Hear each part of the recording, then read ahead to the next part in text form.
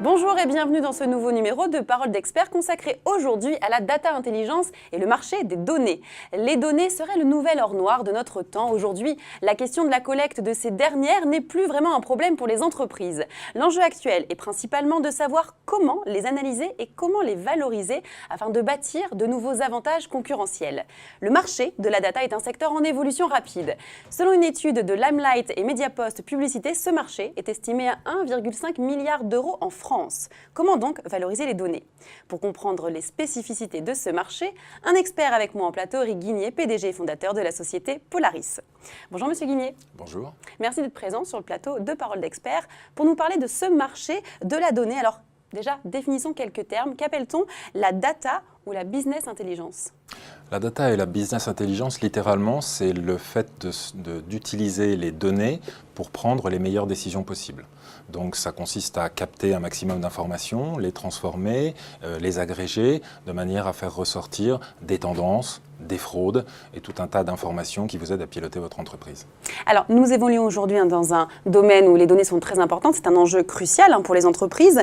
Comment peut-on faire pour transformer ces données récoltées en avantages concurrentiels pour les sociétés? Alors, effectivement, il y a un enjeu de plus en plus fort. On le voit, il y a une course à la captation des informations et ce métier devient de plus en plus compliqué parce qu'on se met à récupérer des données dans une volumétrie de plus en plus grande. Oui.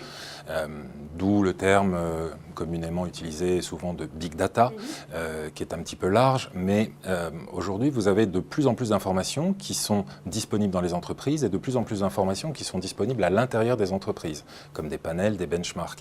Et pour prendre les meilleures décisions possibles, eh bien, les décideurs dans les entreprises ont besoin de rassembler toutes ces informations sur leurs propres performances et aussi sur les performances du marché pour pouvoir corréler tout cela et essayer de prendre les meilleures décisions au milieu de leur aventure industrielle. Très bien. Alors, on parle aussi des infrastructures. Quelles sont les infrastructures et les services cloud nécessaires pour analyser, valoriser, traiter toutes ces données? Alors, les infrastructures sont énormément bouleversées également. Il y a encore quelques dizaines d'années, on achetait un ordinateur, un serveur, on accumulait de l'information là-dessus. C'est complètement terminé parce que les volumétries d'informations ont été multipliées par 100, par 1000, par 10 000 ou par 1 million. Donc c'est assez effarant.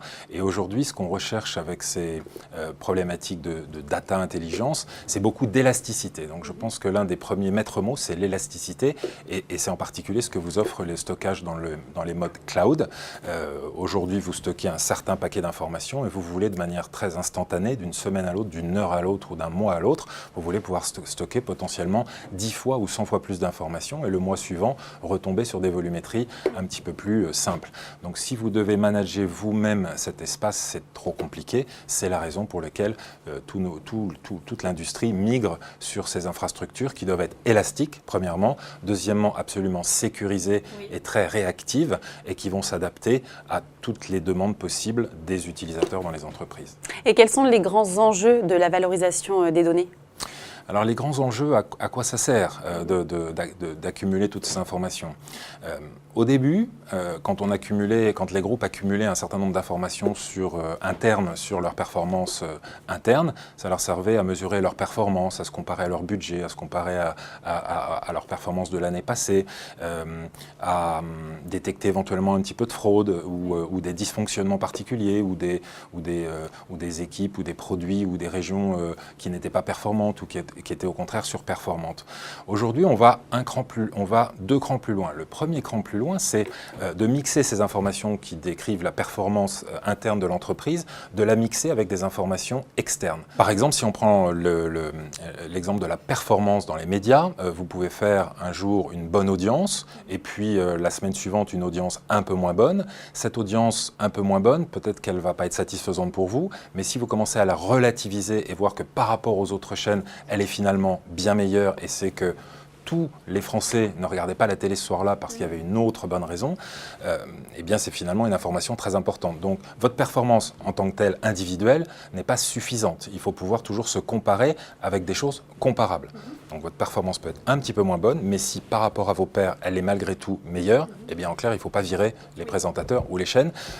Et inversement, vous pouvez faire une super performance par rapport à vos objectifs, mais si les autres chaînes ont fait 3 ou 4 fois mieux que vous, vous devez quand même vous poser des questions. Donc le deuxième axe d'amélioration de tout ce qui est data intelligence, c'est effectivement ce benchmarking et la possibilité de se comparer avec des informations provenant de l'extérieur. Et la troisième chose, c'est que, et aujourd'hui c'est ce qu'on retrouve dans le big data, dans l'intelligence et dans la data science, c'est le fait, en agglomérant toutes ces informations de sources diverses et variées, on va intégrer à l'intérieur des données, on va détecter dans ces données des corrélations et ce que l'on appelle des signaux fins, des signaux faibles, qui vont vous permettre de mettre en évidence que, si on reste sur l'exemple du média, telle émission a particulièrement bien fonctionné parce qu'en fait, il y avait un événement météo, parce qu'en fait, il y avait un événement footballistique, parce qu'en fait, il y avait un épisode neigeux. Est-ce que la neige a un impact, par exemple, sur... donc, je prends des exemples un petit peu basiques sur la météo, mais tous ces signaux faibles, donc le fait d'accumuler des informations de plus en plus larges, vous permet ensuite, en appliquant ces moteurs de data science et de machine learning, de détecter les fameuses corrélations qui peuvent vous indiquer ensuite, si vous détectez que quand il y a de la neige et qu'en plus les parkings sont fermés, eh bien il y a un pic d'audience, eh bien vous pouvez en déduire 3 jours à l'avance quand vous avez les prévisions météo de passer tel ou tel, de savoir que de prédire votre performance. Et donc c'est la troisième vitesse que l'on a aujourd'hui sur la data science et sur la data intelligence. Vous êtes donc le PDG et le fondateur de la société Polaris. Vous êtes spécialisé dans le conseil, la conception et la mise en œuvre de projets décisionnels. Est-ce que vous pouvez nous présenter vos spécificités sur le marché ? La particularité de Polaris, c'est que nous sommes une société où nous faisons des recommandations d'architecture très évolutives pour mettre en place de la data intelligence et aider nos clients à prendre les meilleures décisions possibles. Et au-delà de ces recommandations, nous prenons des engagements forfaitaires pour mettre en place ces solutions et nous sommes payés au succès. Donc c'est une proposition de valeur qui plaît beaucoup à nos clients et qui nous vaut un certain succès depuis 14 ans que nous avons créé l'entreprise. Et qu'attendent-ils concrètement ces clients de votre société ? Nos clients, je crois que ce qu'ils apprécient le plus, c'est le fait que nous tenions nos engagements. Quand on leur promet, vous savez, c'est un petit peu comme quand on crée une maison, on achète un terrain, on fait une maison et on fait des travaux. On sait quand les travaux commencent et ça peut déraper un petit peu. Dans les projets informatiques, malheureusement, il y a aussi eu quelques mauvaises histoires en la matière.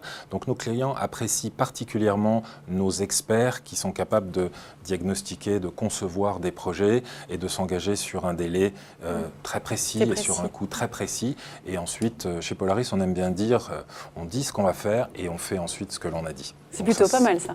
C'est difficile, mais en tout cas, c'est notre signature. D'accord. Et quels sont vos projets de développement au sein de votre société ?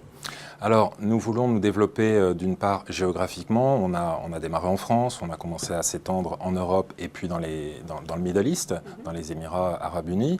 Et nous avons comme projet cette année d'aller de l'autre côté de l'océan Atlantique et d'installer une filiale en Amérique du Nord. Ça, c'est d'une part pour notre couverture internationale. Et puis d'autre part, nous voulons continuer d'innover justement avec ces moteurs de machine learning en développant des applications spécifiques, industrie par industrie, dans la grande distribution, dans la banque, dans l'assurance, dans les fonds d'investissement, le private equity et dans les ressources humaines sur lesquelles nous avons beaucoup de clients et beaucoup d'expertise. Eh bien, nous suivrons vos projets. Merci en tout cas d'avoir été présent sur ce plateau. Merci à vous. Et merci à vous de nous avoir suivis. Je vous donne rendez-vous très prochainement pour un nouveau numéro de Parole d'Expert.